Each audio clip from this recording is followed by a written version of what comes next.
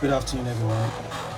This is a 2.6 kVA inverter board that developed a fault where all the MOSFETs actually went bad. So the first thing to do to free the circuit from the short circuit is to remove all the defective MOSFETs out of the board and then clean the board. These are part of the MOSFETs that went bad. So I have them all removed.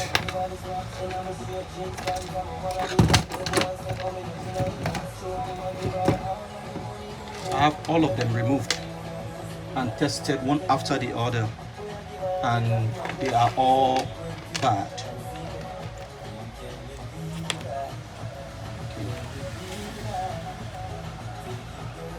What I actually do each time I removed MOSFETs from the board is, after the test and I found out that MOSFET is defective, is to fold the leg in this way so that when I'm seeing the MOSFET, maybe anytime, I will know that that MOSFET is actually bad.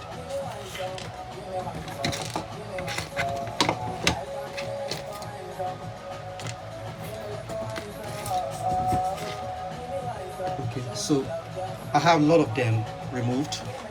So the next thing to do is to clean the board so that we can have a clear separated pin on the PCB in this way. Because if you don't clean the board, you might not be able to, cross-examine the pins to know the resistance between the source, the gate, and the drain. Okay, so between these three pins I mentioned, you should be able to know their resistance, and that will give you the idea of the driver section. This is the mechanical part that powers the transformer. Why I said it's the mechanical part, because this section involves switching of a very high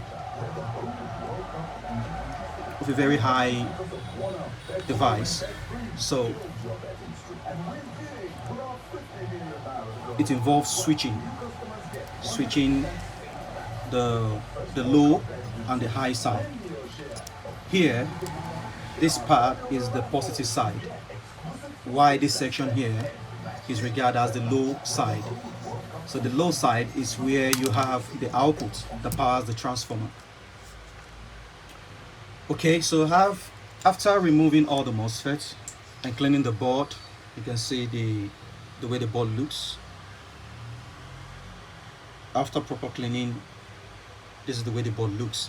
So what the next thing I do is to cross-check the resistance between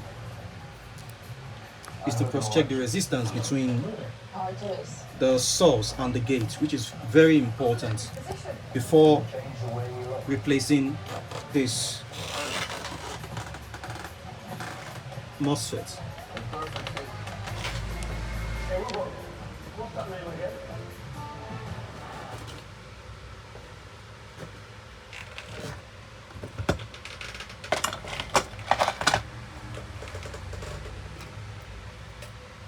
Okay.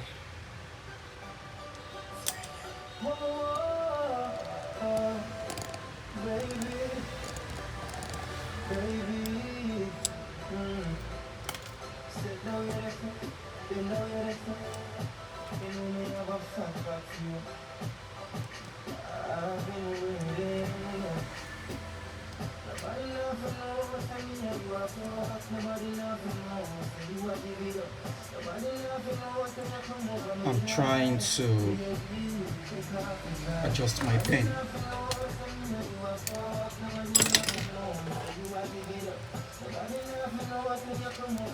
Okay, so I did a multimeter test on the resistance between the gates and the source pin. So here I should have a resistance in kilo ohms. Okay, Okay, I should have a resistance in kilo ohms. Now, that resistance you measured, the resistor is regarded as the pull down resistor.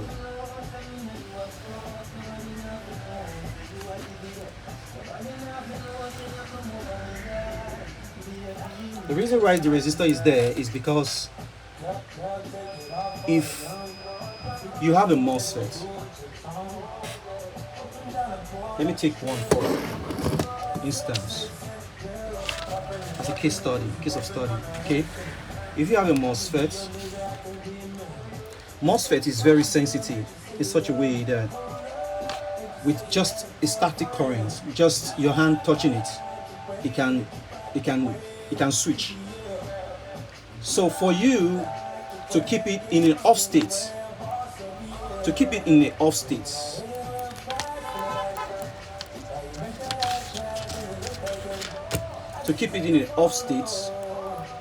you need to put something to tie it down in such a way that it won't just, turn on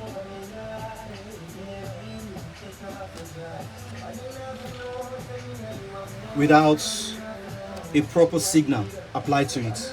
Without having a signal to it, it won't just turn on without having a signal to it. So for you to keep it in that off state, you need to apply a resistor known as a pull down resistor between the gate and the source. So once we removed all defective MOSFET out of the board, the first thing we do is to measure the gate to the source resistance, which is going to be in a kilo ohms. The value must be in kilo ohms. But this time around, after removing all the MOSFETs, I found out that the resistance between the source, this is the source, to the gate, I'm having in ohms, meaning from 100, from 0 to 100, I'm having it in ohms, and that shows that there is a kind of short circuit between the source and the gate. So what could have triggered that? Don't forget that the MOSFET actually went bad, and in every inverter troubleshooting, the moment the MOSFET goes bad, the IC that is responsible for pushing the signal from the microcontroller to the individual channel, the IC also simultaneously goes bad. Okay, each of the IC, this is the IC. The IC they use right here in this design is the FAN 7390. The FAN 7390 is used, and the first thing you need to do is you need to study the pinouts, the pin configuration of the IC. So we have pin 1 as the high signal input, we have the pin 2 as the low signal input, we have the 3 as the common, we have the 4 as the low signal output, we have 5 as the main VDD, which is the positive voltage input, and we have 6 as the return negative voltage to the MOSFET, and we have the I output, the I signal output. Same way you have the I signal in, you have the I signal output, you have the low signal in, you have the low signal output. Okay.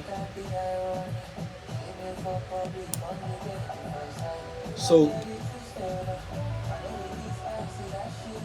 after studying the IC pinouts, the most important part is to check if the VDD is present, and to check the between the VS and the common, to check between the I output and the VDD. If there's any shorts, you measure your shorts. Okay, the output also, you measure your shorts between the outputs, the low output to the VDD and the VS. So these are the technical tricks we normally use to ensure that the board is revived and ready for MOSFET assembly.